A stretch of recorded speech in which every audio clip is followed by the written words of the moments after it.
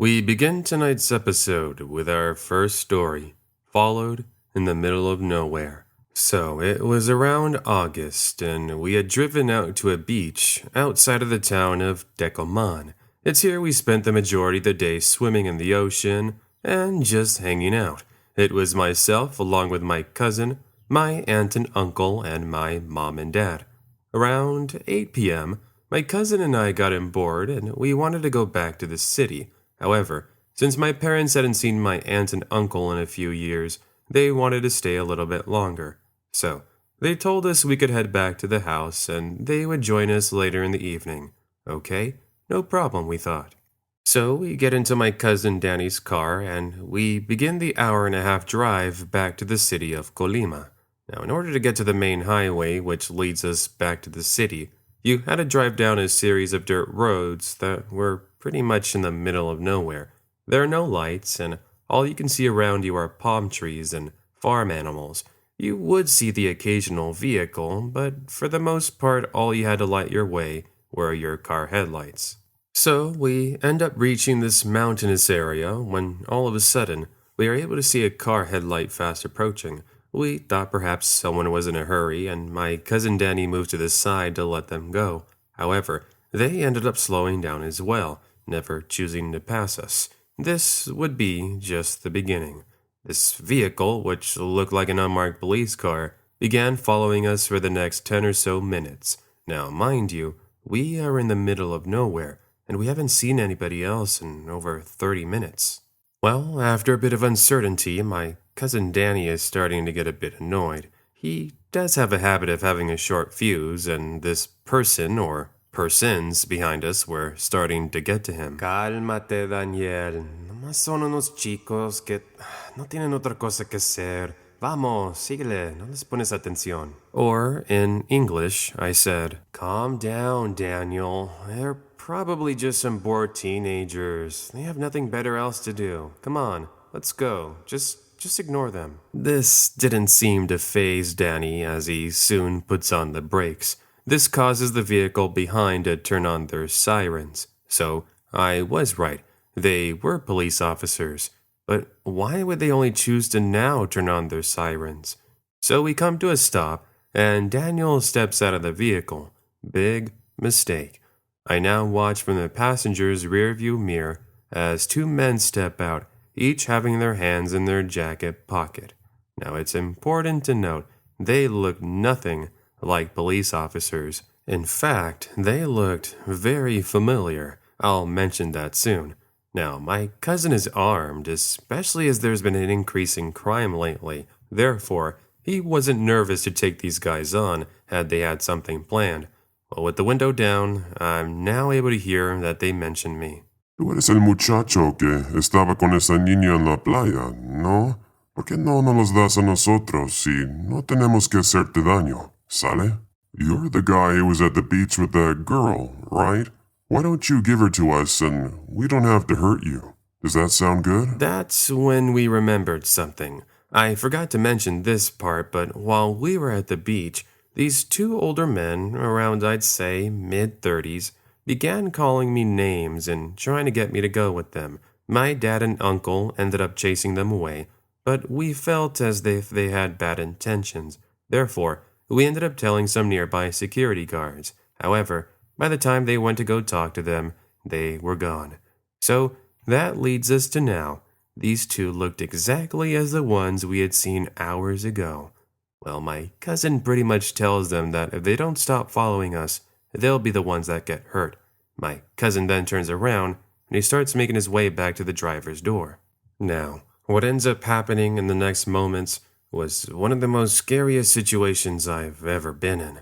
We hear them laughing. Then, when my cousin is about to enter the car, we hear a loud pop, and something ends up hitting the driver's window, causing it to shatter. Yup, you guessed it. They had fired at our car. Another set of pops is heard, as they now begin unloading, trying to get us to stop. Well, without moment's waste, we take off, easily passing the speed limit. Immediately, my concern was if my cousin Danny was hit, but luckily, neither him or I were harmed. I can't say the same thing for the car, though, which was filled with a bunch of small holes and broken glass. Luckily, they gave up the chase and we never see them again. After telling police, they told us they would investigate, but honestly, I don't think they ever did, as the two men were never caught. So, that's the story of how my cousin and I almost bit the dust in the middle of nowhere in Mexico. Our second story, My Summer Stalker. Ah, yes, summer vacation of 2013. How I remember it so well. Not so much for the fun in the sun, but more for the creeper I had to deal with. Allow me to take you back with me as we relive what I had to go through those many years ago. I'll get you started with a bit of background information. For starters, I'm female and I just turned 18 years old, and I just started working at a local coffee shop. Since I had a break from school, I wanted to spend summer vacation saving up, so I had some money for the new college semester. So I started working, and the first month went pretty well. I learned the basics of brewing coffee, as well as handling the cash register. One day I had the day off, and I decided to go into the coffee shop to get some reading done. I was trying to get into photography, and I just purchased a book that goes over it. So it's around 7 p.m., and I sat there reading my book. My coworker, who we will call Jaden, had made me some cookies and even made me a coffee to go along with my reading session. Well, at one point, this guy, who I want to say looked like a college student, steps into the store and he immediately looks over at me and he waves. I look up and smile back, thinking he was just being friendly. Now, out of all the tables, he chooses to come over to me and he wants to know if he can sit here. I said sure, and he takes a seat. I figured since he had a laptop with him, he would work on whatever it is he had. Strange to want to sit next to a complete stranger, but he seemed like a nice guy. He was average built, about 6 foot, 180 pounds, in his 20s, with slick black blonde hair and some stubble. That's when he ended up introducing himself as Steve, and he goes on to complimenting my sweater, and I ended up saying thank you. Little did I know this kind gesture was about to lead to the worst summer of my life. Just like something out of Romeo and Juliet, we started talking from there on after. Anyways, we would talk and hang out, and a couple of weeks later, we became official. Then, I ended up finding out he had been seeing someone else toward the end of August. But that's not the worst part I want to get to just yet. He goes on to tell me how he was sorry and that it was an honest mistake, saying that if he wanted to, and if I wanted to, we could get married, and he would do anything to have me back. Then, it started to get eerie. He texted me on and on one evening, saying that if I didn't respond or go back with him, he was going to end it all. I ended up blocking him immediately, and I told the police. They check up on him, but of course, he was just saying that to try to get my attention. Well, fast forward to the middle of September, and we're nearing summer's end. It's the last day of summer vacation, and I was spending the final evening drawing and listening to music. Luckily, since I didn't have class until 2 p.m. the next day, I decided to stay up later than normal. As another note, I was home alone as my parents had been out of town. Anyways, there I sat in my room, drawing some birds, when I started to hear light tapping on the window next to me. The only reason I'd heard it was because a song was ending and there was a gap between the next track. I thought it was strange, so I turned the volume down. Sure enough, it sounded like someone was trying to get my attention. Anxiously, I get out of my chair and I start tiptoeing over to the curtains.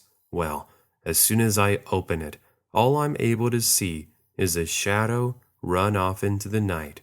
Creepy, but I know the neighborhood kids like to pull pranks on the neighbors from time to time. So I call the parents of some of the mischievous kids, and I mention how they need to tell their kids to go to bed.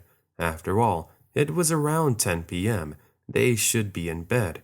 However, the mom I ended up calling tells me their kids were fast asleep.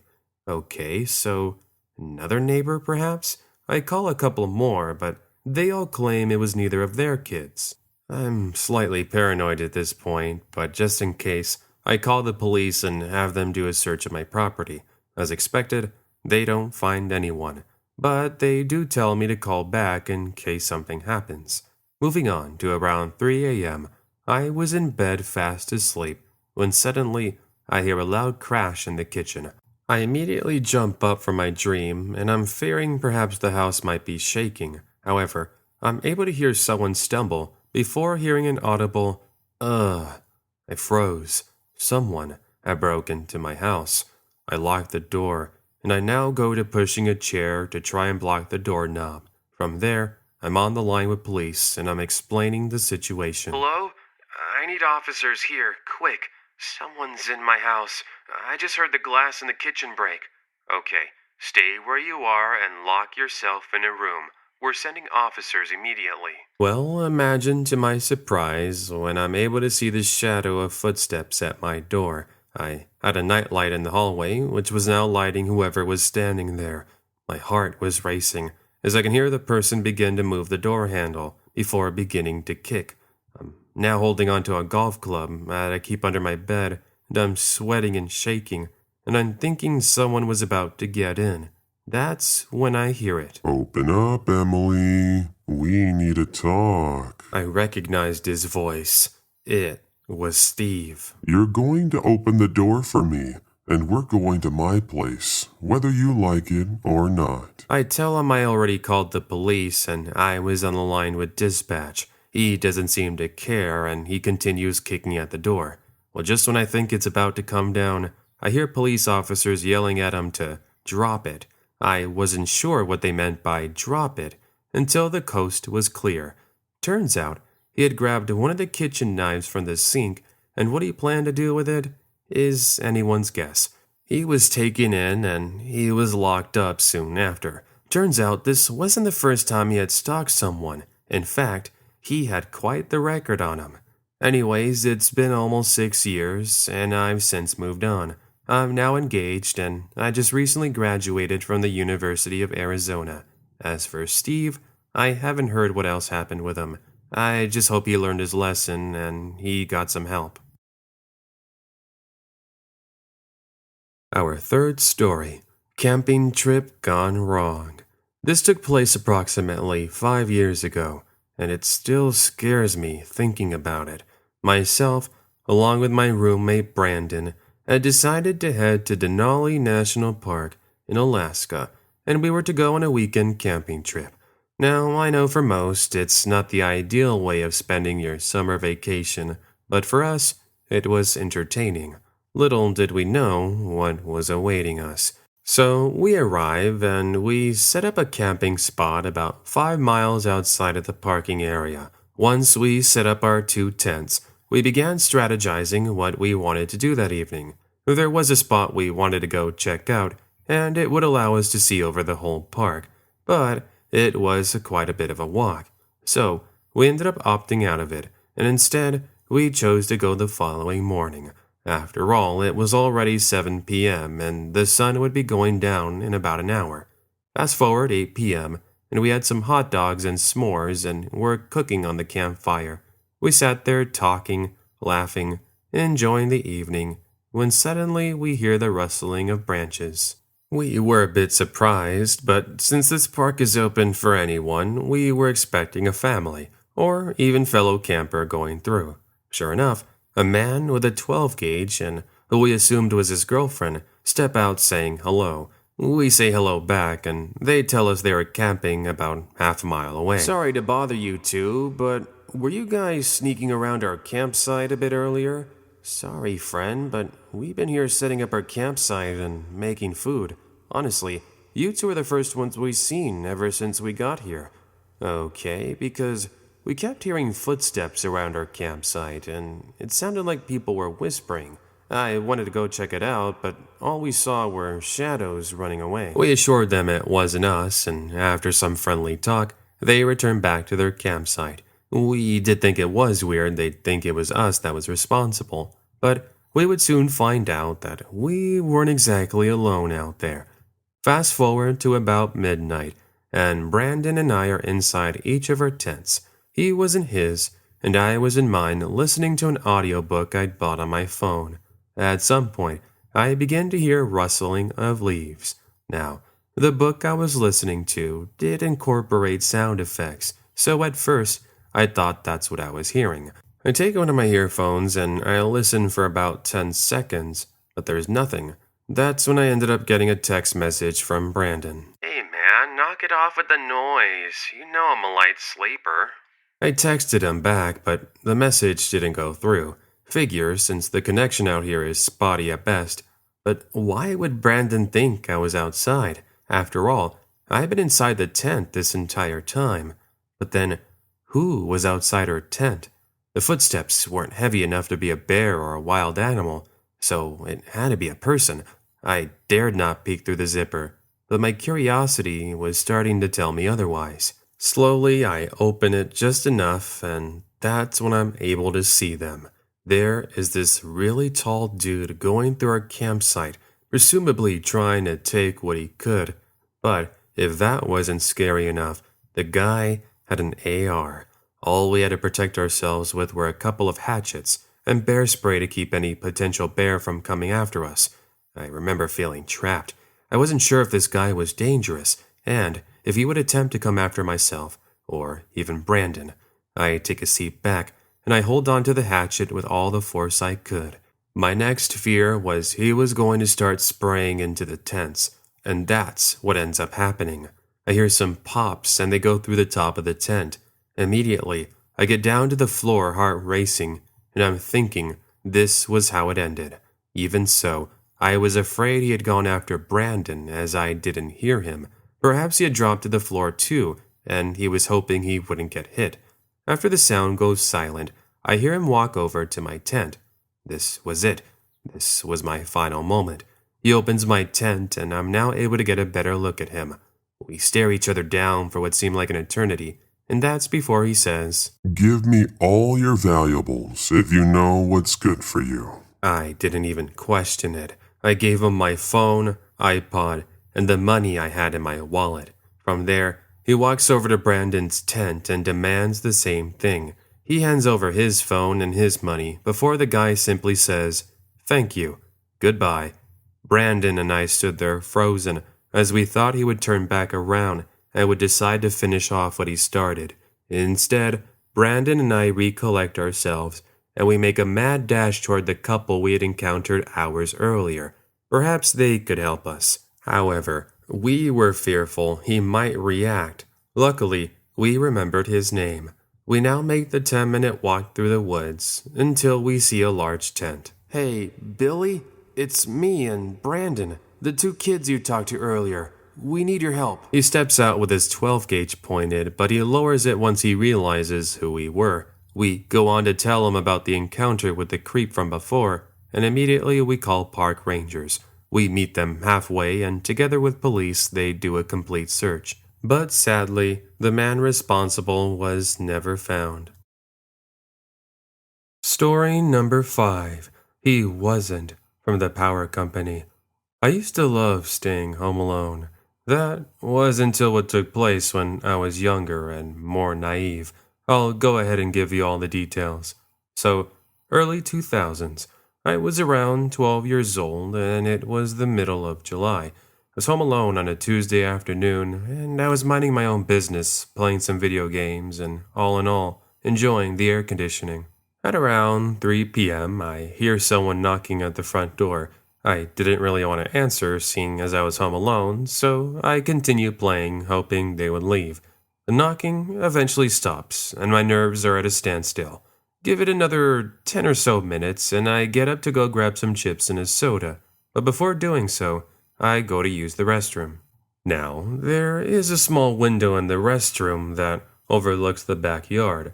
Normally, we keep it closed, seeing as there's nothing exciting back there. Well, for whatever reason, I decided to look through, and what I see was weird. There is somebody walking around our property, and it looks like they're trying to get into the back garage. I watched them for about 10 seconds, and I thought perhaps it was my dad since he had his back turned and I wasn't sure. So, I head over to the back kitchen and open the glass sliding door, and from here, I call out to the person. Excuse me, can I help you with something? Oh, yes, sorry, I forgot to tell you. I'm here with the power company. I'm just checking some of your cables. Don't mind me. I already told your parents about it. It was weird because he looked nothing like an official employee. He was wearing a baseball cap with sweater, jeans, and boots. Not the kind of uniform you would expect to see. Do you mind if I come in and take a look inside? Just wait outside for me. I need to call my dad. As a precaution, I now lock the doors and windows and then go upstairs to call my dad. Hey, Dad? I was wondering, did you forget to tell me that someone from the power company was coming over today? No, honey, I never called anyone. Why? What's going on? Well, there's some guy in the backyard, and he's telling me he was here to check our cable. I wasn't sure. He assures me he hadn't sent anyone, and that's when I get the chills. Who was this guy? And what was he doing on our property? I head over to the window and I look into the backyard, and that's when I can see him making his way to the side of our home. Then I head over to my parents' room that gives me more of a view of where he's heading. I can now see him walking up to the front porch. Moments later, it sounds like he's picking the front door lock. I freak out and I get on the line with police. They don't believe me at first, but then I tell them, well, okay, if you don't get over here right now, I'm about to take this guy out with my dad's Remington, so somebody better get over here quick. Yeah, I was trying to act like a tough kid, but in all honesty, I was so scared. A minute or so later, the home alarm goes off, and this is enough for the guy to take off running, heading toward a nearby unmarked van. From here, he leaves. I later told the police what had taken place, and they said they would look into it. Nothing ended up happening until a couple of weeks later. We ended up hearing in the news that someone had broken into a house after he claimed to be with the power company. He then proceeded to beat the homeowner senseless before taking all the valuables he had. When they showed a picture of the burglar, that's when I got the chills, as I immediately recognized him as the guy who showed up weeks prior. So, I'm just thankful we had a home alarm, otherwise, he might have tried to do something to me. Story number 6. Dog saves me while home alone. This took place in the late 2000s when I was a junior in high school. I was living in Minnesota in one of those private homing communities that never saw any crime. It was myself, my mom, and my older sister. My mom was amazing, but she worked long hours as a nurse and we rarely saw her. Because of this, my older sister, who we will call Emily, kept me company any time she was out. Now, luckily for us, we ended up adopting a retired police dog. He was a German shepherd named Rocco, and he was pretty much like my older brother. Well, wouldn't you know it that out of all the days Emily had chose to hang out with her friends, I would have this scary experience take place. So it was a summer evening, and my mom had just called saying she would be getting home pretty late. My sister was over at a friend's house, and I was home alone with Rocco watching some movies. At around, I want to say, 8 p.m., I get up from the living room couch, and I take Rocco with me to go make him some food. This is when it would begin. See, our garage is attached to our home, and the side door in the kitchen opens up to said garage. What was strange was I saw the garage lights were on from underneath the door. I told myself I was being forgetful, and I must have forgotten to turn them off when I went in there hours earlier. Now, before going in the garage, I make Rocco his food, and then I sat at the kitchen table to watch him eat. Once he was done, he started to growl, but I was confused. Was he mad at me? Well, that would be strange. I figured he probably smelled a cat outside, so I calm him down by giving him a treat. Sweet. Now it's time to head into the garage to take care of business. I place my hand on the door handle, and just as I'm about to pull back, I hear a loud crash inside the garage. Quickly, I jump back in surprise, and I begin wondering what could have caused this sudden noise. Again, I place my hand on the door handle, and this time, I open it. I step in, and sure enough, the light is on. However, that's not the only difference. Along with the light, The main garage door is open by just a hair, enough for something, or better yet, someone, to have snuck in. That's when I remembered the sound I'd heard a little bit earlier. I didn't mention this, but while I was watching TV, I heard what sounded like something being opened. Now, since it was raining heavily, I never really minded it. Things were starting to connect, though. Well, that something would soon reveal itself a few seconds later, when from out in the back corner, I see a tall figure rise up and turn toward me. I froze in fear as the figure now begins approaching, and the details become more apparent. It's a man with a ski mask on, and to make matters worse, he has a knife. I remember my brain telling me to run, but my body was frozen in fear. He now starts approaching, when suddenly I feel something pass by me. It's Rocco, and he is in full-on protective mode. I'm guessing it was because his police training went into action when he heard me scream. Well, he lunges at his arm that held the knife, and he drops it after Rocco bites down. I then grab it and watch as Rocco begins tearing apart his jacket, and him, which was fine by me. He struggles with Rocco until he's finally able to get out of his grasp for just a moment. He bolts it to the opening in the garage, doing a sort of baseball slide. Rocco then joins me seconds later, when I was now finally coming back to my senses. Immediately, I call the police and they end up doing a search. The guy was never found, but part of me is thinking he never chose to come back because of how protective Rocco was. Well, you can imagine the story I had to tell my fellow classmates when I returned back to school a month later. Story number 7. Never taking a taxi again. A scary story, you say? Sure, I have one so scary, you're going to think twice about using a taxi. Now, I only mention these next details because I feel it might be what made me stand out. I'm 24 years old, blonde hair and blue eyes, around 5'4", 115 pounds. I'm honestly not the most intimidating person in the world. Anyways, my mom was born here in the States, but since my father was born in Mexico, I had decided to visit his side of the family and stay with them for about a week. I would be staying with my aunt and uncle, and they were located in the city of Veracruz. Of course, I ended up getting quite the amount of attention from the locals. Now, I understand some Spanish, and I can get by decently. However, since I have the accent, a lot of people don't take me seriously. Anyways, one evening, there was a town festival I wanted to attend, but sadly, my aunt and uncle were both busy taking care of my grandmother. Therefore, I didn't have any way of getting there. So, I decided I would call an Uber and have it drive me over. The ride goes over well, and I arrive at the festival 30 minutes later. I then spend about 2 hours trying the different foods and exploring all the different shops. I even went ahead and purchased some souvenirs for my family and friends back in the States. At around 11 p.m., I was starting to get tired, and I figured it would be a good time to call Uber. But sadly, since I hadn't realized how much I used my phone to take pictures and record, my battery was showing about 2% left. So, I guess that's what I got for not charging it completely. Quickly, I went to the Uber app and I get to the order screen.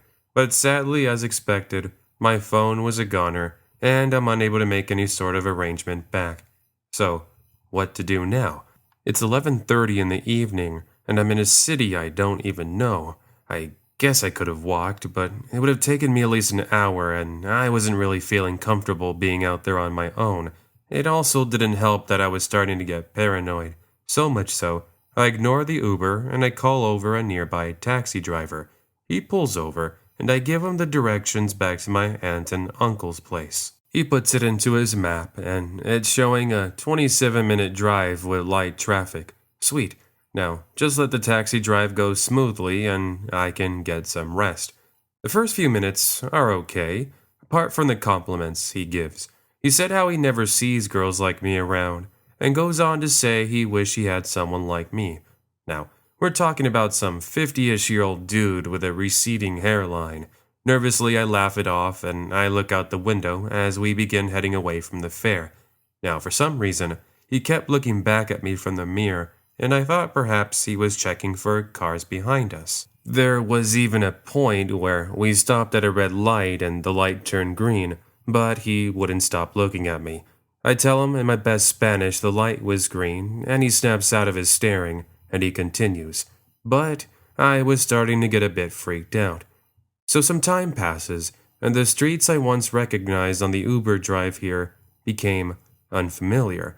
I'll tell this part in English so you can understand me. Excuse me, but wouldn't it be faster if we went the other way instead? Don't worry about it. I know a shortcut. It's gonna get us there sooner. Again, I tried not to anger him, as he already looked pretty mad. However, I was starting to really get scared, because we were now heading away from the city, and the lights were showing up far in between.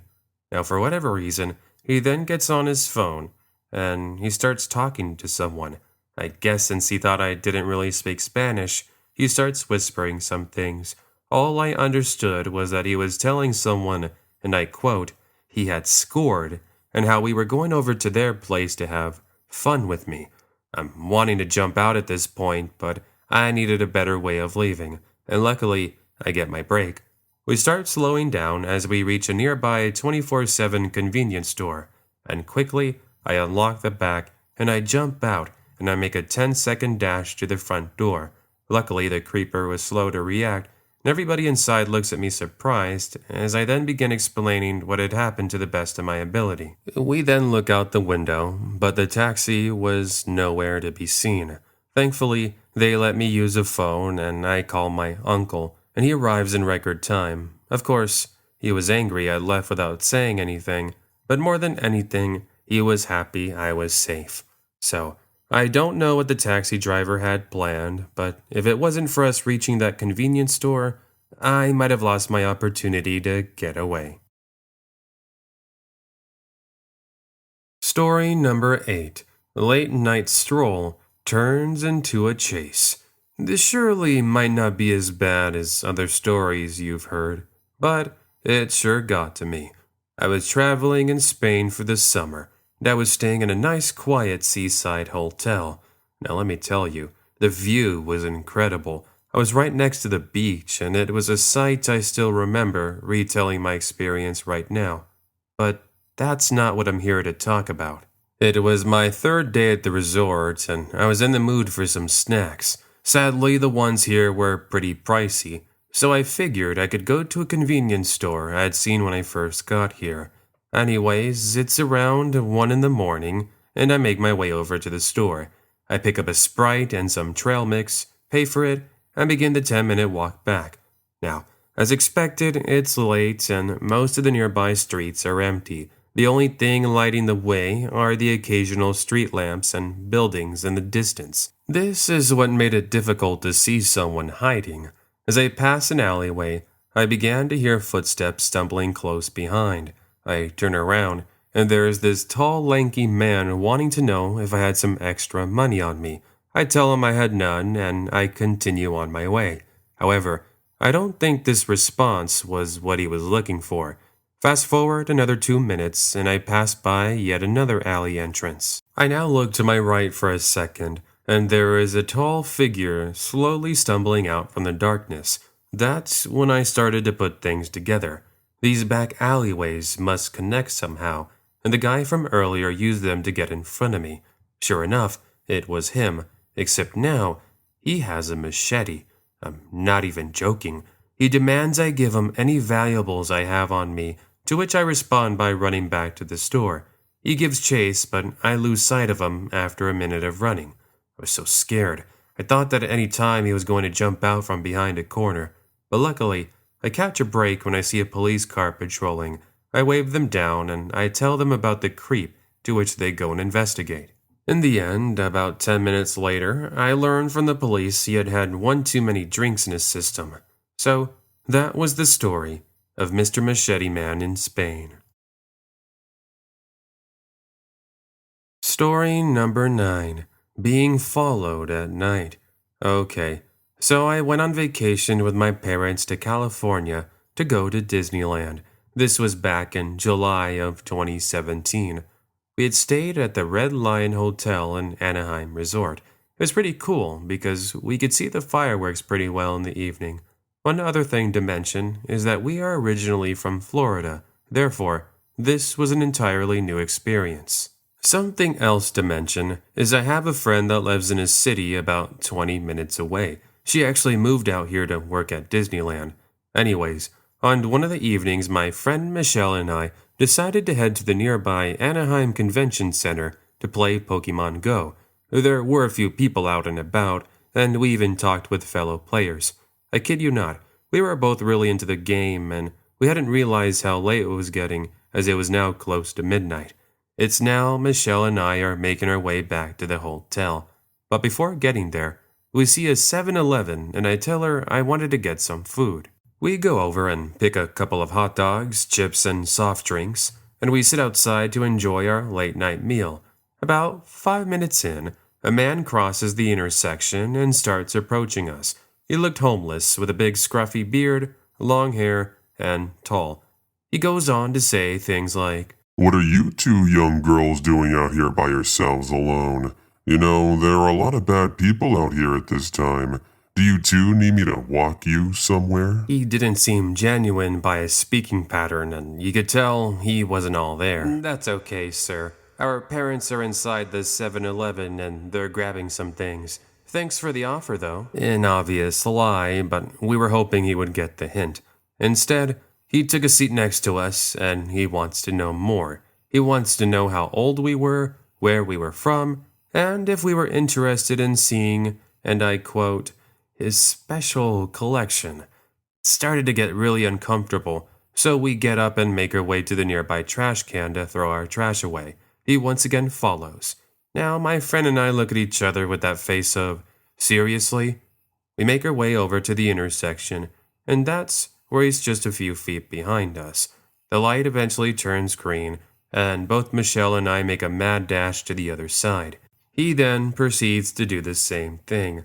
But luckily, we see some people walking by, and we join them as we watch the creepy guy become distant. Sadly, we couldn't stay with them forever, and I wish we would have told them something. Eventually, they cross another direction, but luckily, we can see the hotel straight ahead. I turn around, but the homeless guy is walking even faster, and he was trying to make up for the distance we had gained on him. Michelle then gets the attention of a security guard, and we tell them about the strange man. He tells us to head inside, and says he would take care of it. Fast forward to the next morning, and we see that same security guard. He ends up waving us down, and he tells us, "Hey, thanks for getting my attention the other night. Yeah, we know that guy pretty well. We called the police and they took him in for questioning. Sorry you two had to experience that." Well, it was creepy, but it didn't stop the next couple of days of fun at Disneyland. Story number 10. Thank goodness for neighbors. At the time this story takes place, I was just on my first day of summer vacation. For some information, I'm female, 16, and I live in rural northern Oklahoma. Anyways, it was last year, and my parents had been at work. As for myself, I had woken up pretty early that day to do some cleaning. Then afterwards, I would sit down and watch TV all day.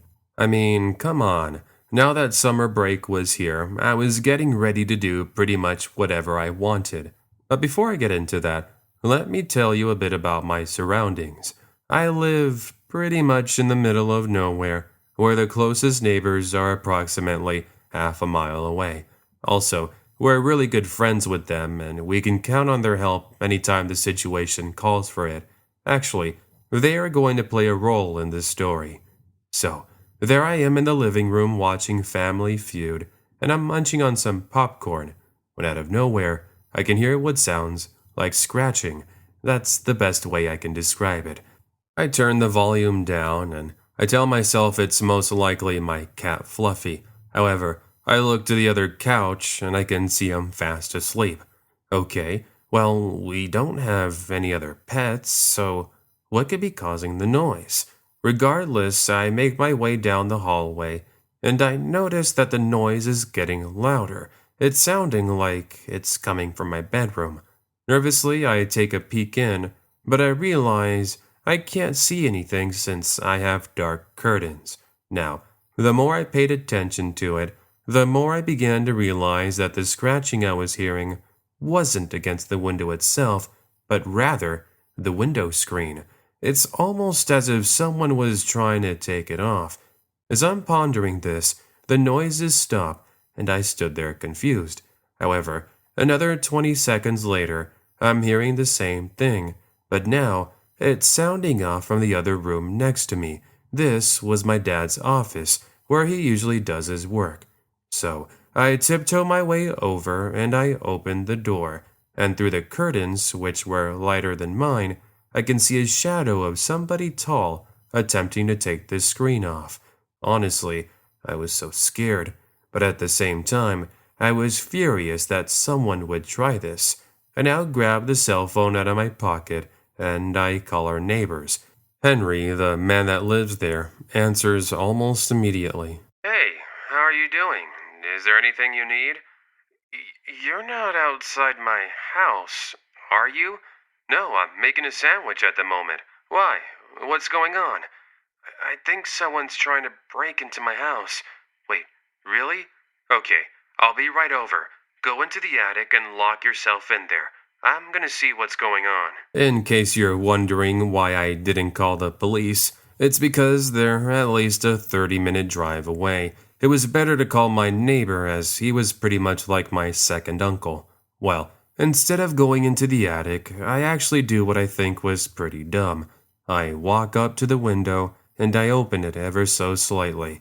There is a guy with a bandana on his face who is also wearing a baseball cap, and he's trying to pry open the window with a large knife. What are you doing? Why are you trying to get inside my house? You need to leave, now. This guy's eyes lit up. It's almost as if by just seeing me and the look of concern on my face, he wanted to get in quicker. Let me in, precious. I promise, I won't hurt you. At this point, he had taken the screen down and he was pounding at the window, which caused it to form some cracks. I tell him police are on the way, but this doesn't seem to faze him.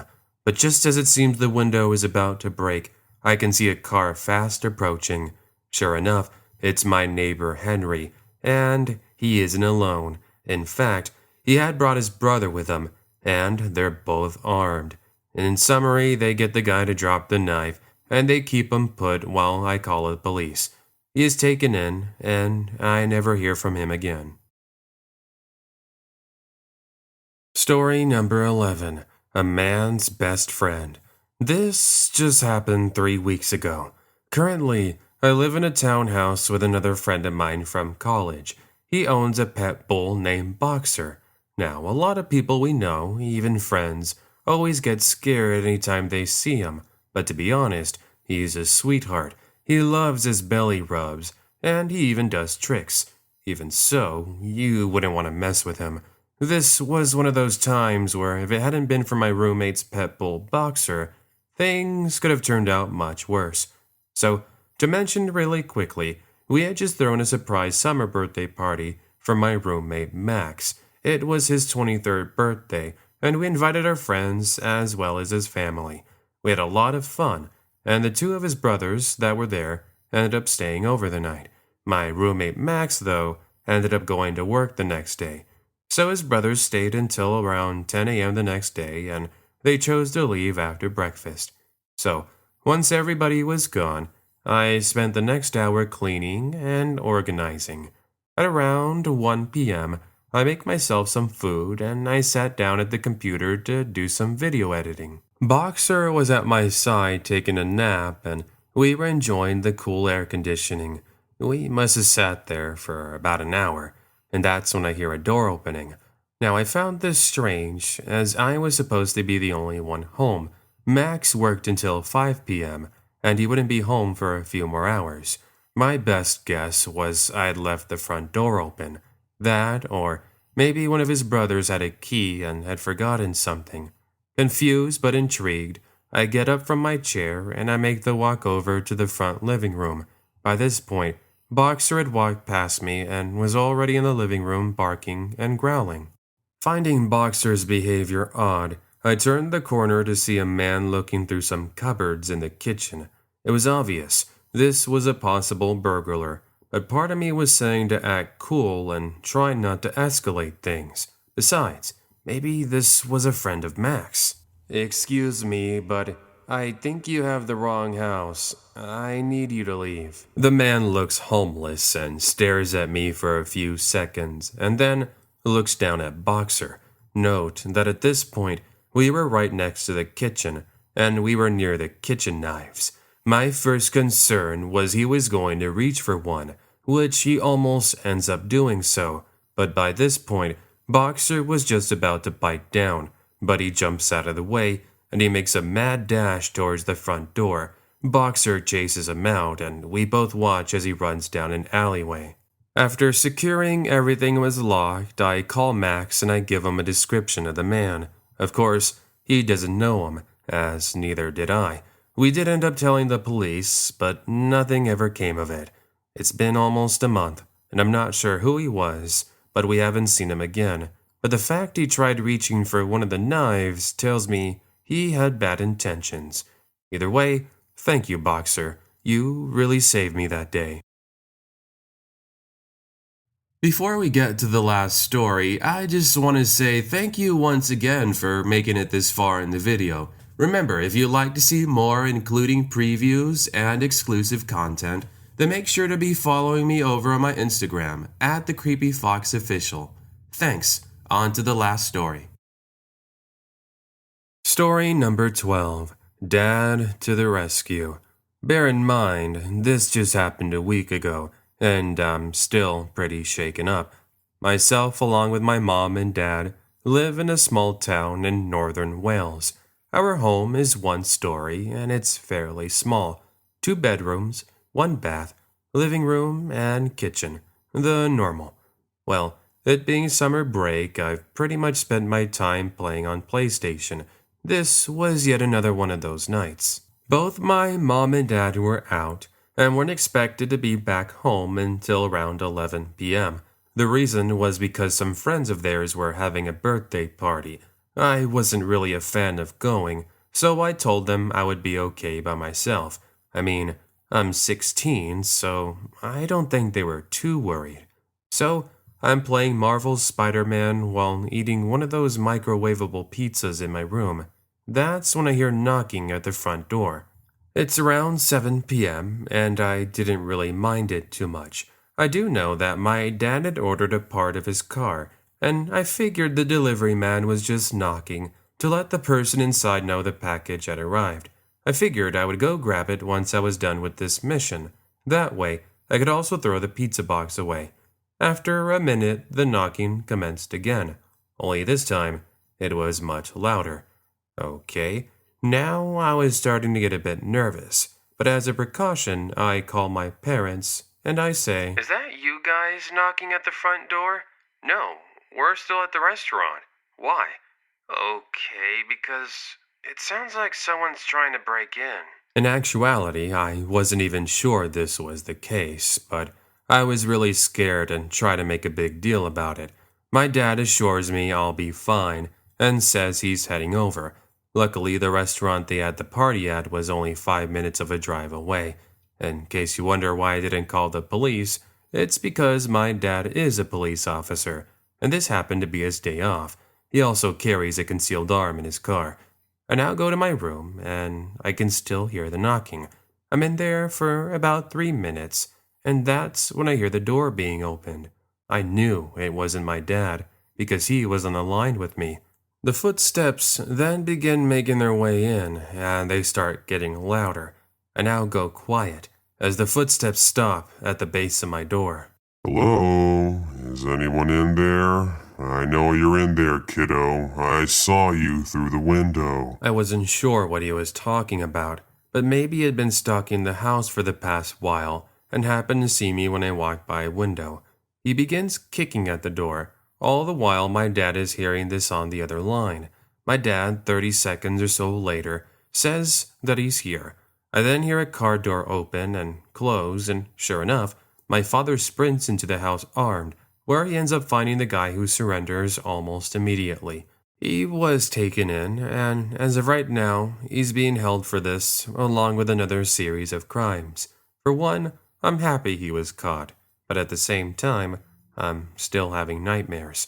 My dad tells me there's nothing to worry about, which he has a point in. Anyways, I wanted to share this as it was still fresh in my mind. Thanks.